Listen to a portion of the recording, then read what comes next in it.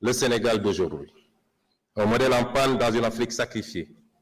Un modèle de développement arrêté. 64 ans après son indépendance, le Sénégal est resté enfermé dans le modèle économique colonial, exportant ses matières premières, or, poisson, arachide, phosphate, zircon, pétrole et bientôt gaz, avec peu de valeur ajoutée et important les produits finis. L'énorme déficit de la balance commerciale de l'ordre de 5 300 milliards en 2023, presque 30% du PIB, qui se creuse d'année en année, montre combien notre économie est aujourd'hui peu compétitive. Cela s'est traduit par une croissance trop faible et trop fragile. La croissance annuelle moyenne de 1960 à 2023 a été seulement de 3,1%, face à une population qui a augmenté en moyenne de 2,7% par année. Le revenu réel par habitant n'a jamais décollé et les Sénégalais sont aujourd'hui quasiment au même niveau de revenus qu'au moment de l'indépendance, voire plus pauvres si l'on tient compte de toutes les richesses qui s'expatrient avec les revenus des investissements des groupes étrangers. Cette faible croissance est par ailleurs concentrée sur quelques zones du territoire, notamment le triangle Dakar-Thiès-Mbour.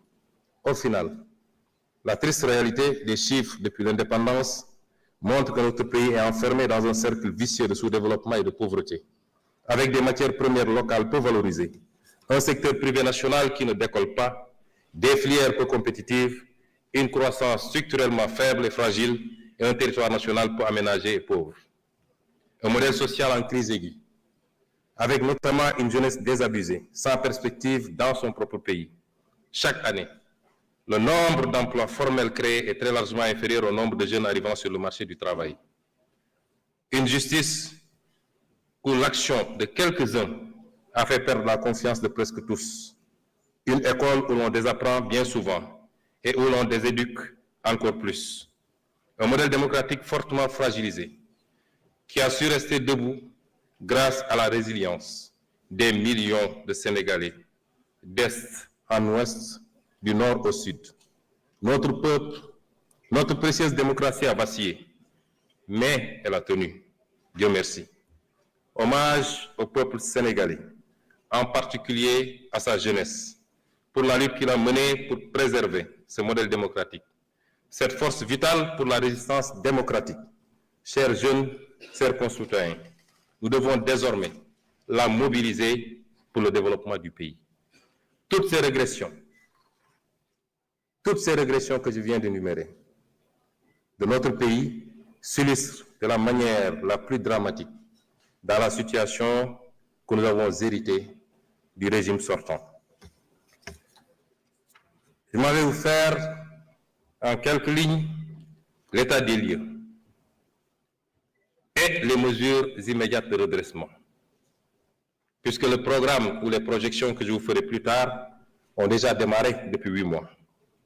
Monsieur le Président de l'Assemblée nationale, honorables députés, les actes que le Président de la République a posés depuis sa prise de fonction manifestent clairement ce tournant que notre nation se doit de prendre pour restaurer le crédit de l'État et de l'administration publique devant le peuple, ainsi que pour redresser toutes les dérives précitées.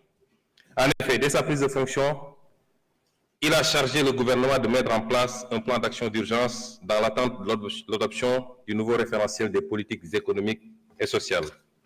Dans ce cadre, le gouvernement a enregistré d'importantes réalisations au cours de ces 8 derniers mois qui ont balisé le chemin à la vision d'un Sénégal souverain, juste et prospère, ancré dans les valeurs fortes.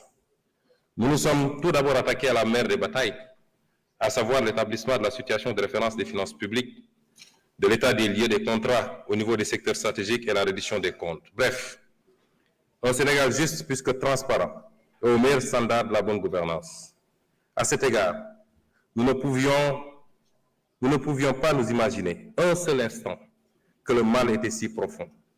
L'audit des finances publiques sur la période du 1er mars 2019 au 31 mars 2024 est à ce point particulièrement révélateur des dérives du précédent régime, avec notamment les niveaux du déficit budgétaire et de la dette publique minorée.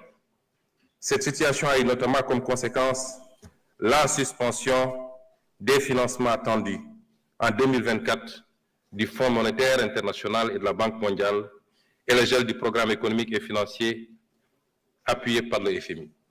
c'est le lieu, une fois de plus, de rendre hommage au président de la République, qui a préféré sacrifier à cet exercice de transparence plutôt que de démarrer son magistère dans le mensonge.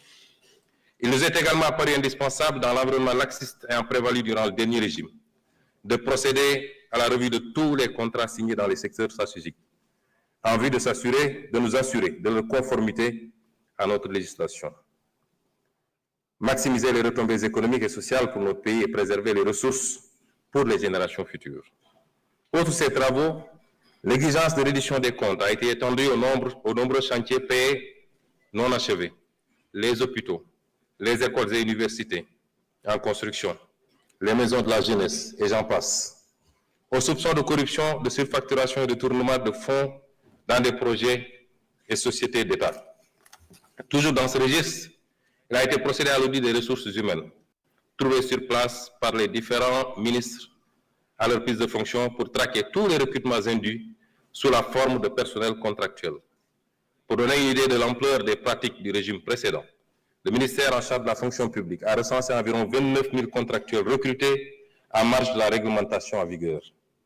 De même, pour marquer une rupture nette dans le sens de la bonne gouvernance, le président de la République, le Premier ministre et l'ensemble des membres du gouvernement ont procédé à la déclaration de leur patrimoine dans les délais fixés.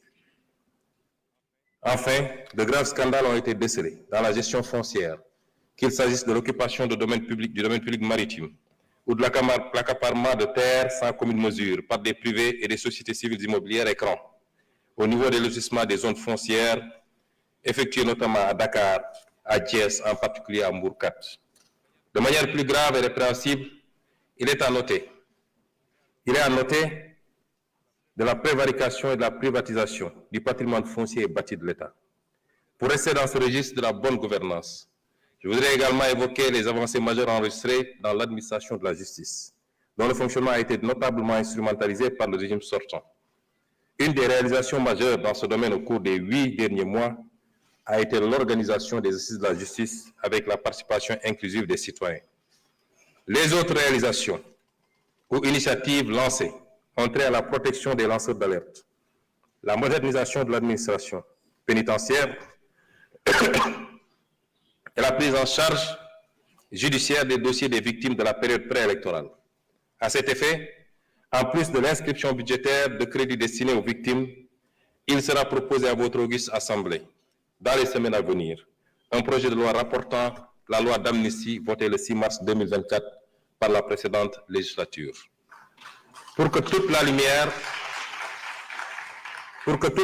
soit enfin faite et les responsabilités établies, de quelque bord qu'elles se situent. Il ne s'agit pas ici de chasse aux sorcières, encore moins de vengeance, car aucun sentiment de revanche ne nous anime. Loin de là, il s'agit simplement de justice, pilier sans lequel aucune paix sociale ne peut être garantie. Monsieur le Président de l'Assemblée nationale, honorables députés, la vision d'un Sénégal souverain a été prise en charge dès la formation du gouvernement, avec notamment l'exigence de défendre en tout premier lieu les intérêts du Sénégal et de ne plus jamais nous laisser dicter notre conduite dans la gestion des affaires publiques et la défense du citoyen sénégalais.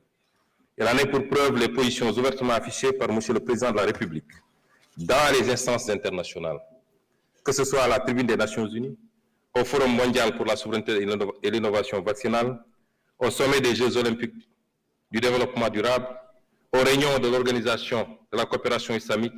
Nous militons pour un rééquilibrage de la gouvernance mondiale et le respect des valeurs universelles de paix et de droits de l'homme, en particulier la fin du génocide à Gaza et la reconnaissance des droits inaliénables du peuple palestinien.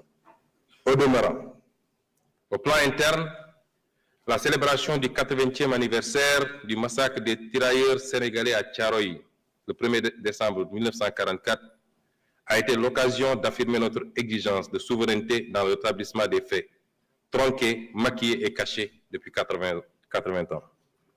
Le non-renouvellement à l'expiration de son délai, le 17 novembre 2024, des accords de pêche qui lient le Sénégal et l'Union européenne marque également notre volonté unilatérale de défendre les intérêts de notre pêche artisanale, de notre armement national et de notre industrie locale de pêche. Concernant la souveraineté monétaire de l'Union monétaire ouest-africaine, Notre gouvernement a eu des échanges avec la BCEAO sur l'état et les perspectives de mise en œuvre de la réforme du franc CFA. S'agissant de la souveraineté en matière de défense, le président de la République a annoncé la fermeture prochaine des bases militaires étrangères au Sénégal. De toutes les bases militaires au Sénégal. Enfin, pour ce qui est de la politique étrangère du Sénégal, de nouvelles bases ont été jetées, à savoir le retour à l'orthodoxie dans la représentation diplomatique sénégalaise à l'étranger, avec l'accréditation de diplomates de carrière ainsi que le focus mis sur le renforcement des liens de coopération avec les pays africains.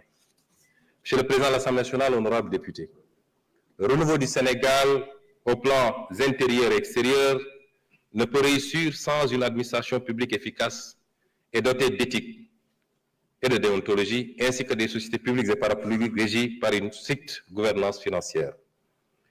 Cela a été martelé par le président de la République et suivi d'action. À l'issue du premier Conseil des ministres, avec sa lettre du 8 avril 2024, transmise individuellement à chaque agent de l'État pour les inviter à la droiture, la probité et l'exemplarité, toujours au travers des principes du Jubel et du Jubbanti. Nous avons écouté et compris, Monsieur le Président de l'Assemblée nationale, honorables députés, la demande citoyenne pour une meilleure gouvernance du pays. Mais nous avons également accordé une priorité au cours des 8 derniers mois à la demande sociale des Sénégalais qui veulent une meilleure qualité de vie. À cet égard, nous nous sommes attaqués à la vie chère en mettant en place, dès le mois de juin 2024, dans un contexte de finances publiques en détresse, des mesures de réduction des prix de denrées de première nécessité. Concernant le coût du carburant et de l'électricité, les mesures utiles ont été prises pour le rétablissement de l'orthodoxie dans la passation des marchés d'approvisionnement en hydrocarbures et la diversification de leurs sources. S'agissant du cadre de vie des Sénégalais, notre gouvernement a engagé depuis le mois d'avril de fortes initiatives pour la gestion des inondations et les crues, pour le fonctionnement régulier du ramassage des ordures par l'appurement des arriérés.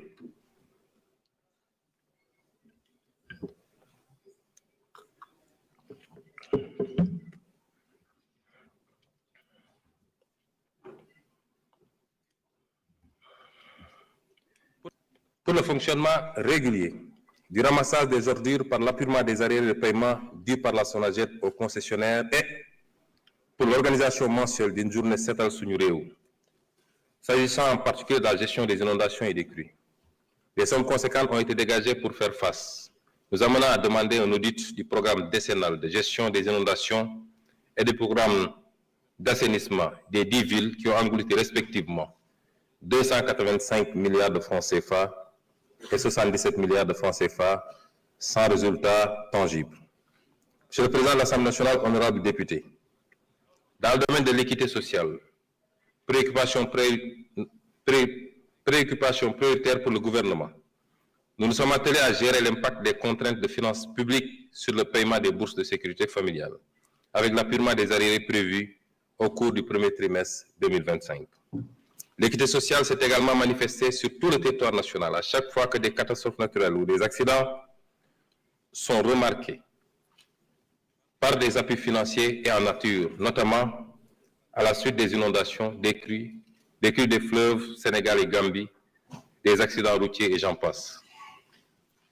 Monsieur le Président de l'Assemblée nationale, honorables députés, mon gouvernement a pris résolument en charge un maillon essentiel de notre développement économique et social au cours des 8 derniers mois, à savoir le capital humain, en particulier le secteur de l'éducation et de la formation. 2 conseils interministériels ont été consacrés à la préparation des examens au concours ainsi qu'à la rentrée scolaire. D'importantes décisions ont été prises à l'issue de ces conseils, parmi lesquelles la résorption du déficit d'enseignants, l'élimination progressive des abris provisoires, la prise en charge de la problématique du défaut de pièces d'état civil des élèves, le paiement des primes et indemnités d'examen. Mon gouvernement se préoccupe fortement des taux d'échec élevés du CFE, 34,5%, au BFM, 26% et au baccalauréat, 49,5%.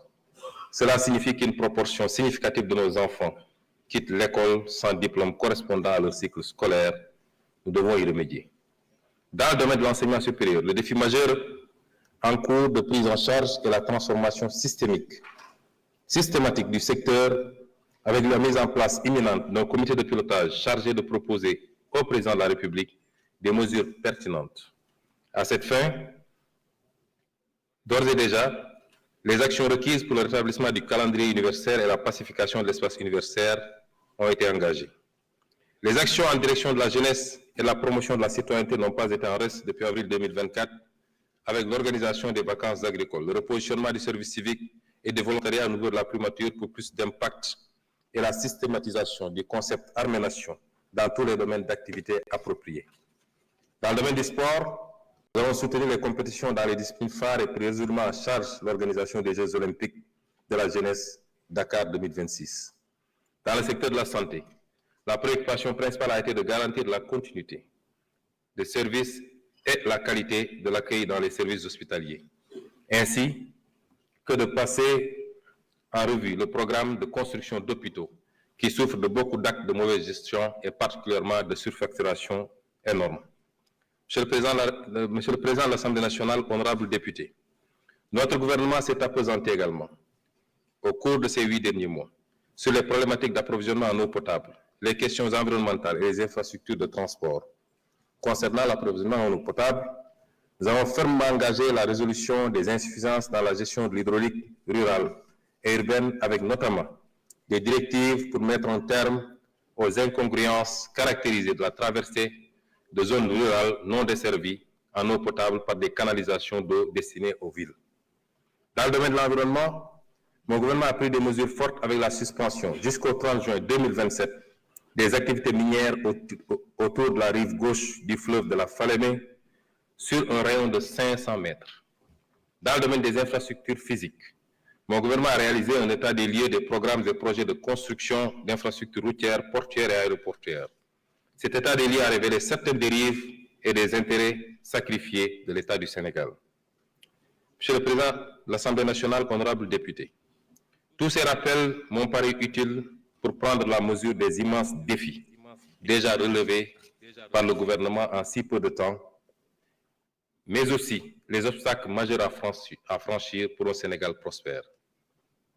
Au cours de ces 8 mois, le principal handicap auquel a été confronté mon gouvernement est l'héritage de la gestion d'un pays au milieu du gué, à l'image d'un bateau à bout de carburant dans une mer agitée. Jamais dans l'histoire du Sénégal, un pouvoir n'a été transmis dans cet état. Il nous fallait à la fois déconstruire les mauvais choix, attelage et agencement, redresser les manquements et choix malencontreux et construire les fondations du nouveau projet. Ardue fut la tâche, ardue est toujours la tâche, ardue sera encore la tâche dans un contexte de fortes attentes de l'ensemble des agents économiques et des partenaires. Notre gouvernement a donc pris le pari de la transparence et de l'arbitrage entre les besoins multiformes et complexes. Nous avons ainsi procédé à l'appurement des arrêts de paiement sur les engagements de l'État autour des 3 précédentes campagnes agricoles, 73 milliards de francs CFA. Et sur les autres engagements de dette intérieure, nous avons soutenu les entreprises publiques en difficulté dans l'attente de leur restructuration. Dakar Demdik, Air Sénégal, La Poste, SAPCO, etc. Nous avons aussi soutenu la campagne de production agricole 2024 en intrant subvention de 120 milliards. Nous avons également procédé en rapport avec les acteurs, notamment la SENIA, au relèvement du prix plancher d'achat des arachides pour le porter de 280 francs l'année dernière à 350 francs le kilogramme cette année. Monsieur le Président de l'Assemblée nationale, honorable député, nous voilà à quelques encablures de la clôture de l'exercice budgétaire 2024, avec une loi de finances rectificative de vérité et de transparence, gage de notre engagement de dire toujours la vérité à notre peuple, rien que la vérité et toute la vérité.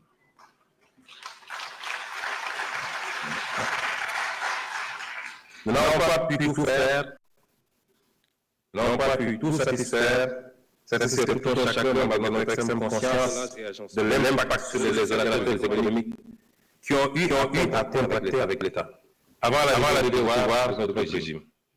Certains d'entre eux sont malheureusement, à tout le moins auteurs avec l'État des dérives constatées, en acceptant d'exécuter des marchés par anticipation et quelquefois sans contrat. Nous évaluerons la situation de chacun et procéderons au paiement selon les moyens de l'État durant l'année 2025. Nous avons également lancé les audits fiscaux pour l'évitement fiscal. Cet exercice de construction, cet exercice de déconstruction, redressement et construction nécessite un dialogue social fécond. Dans ce cadre, sur les directives du président de la République, nous avons établi une situation de référence des revendications sociales que nous traiterons dès le début de l'année 2025, au travers de rencontres avec les organisations syndicales. Le maître mot sera un exercice de vérité et de responsabilité, en s'accordant sur ce qui est réaliste et supportable par l'État, de ce qui est hors de la portée des moyens publics, et donc à se surseoir jusqu'à meilleure fortune. Monsieur le Président de la République, Monsieur le Président de l'Assemblée nationale, ça fait longtemps que j'ai été absent de l'Assemblée, et ça, chaque cumul, je siège à...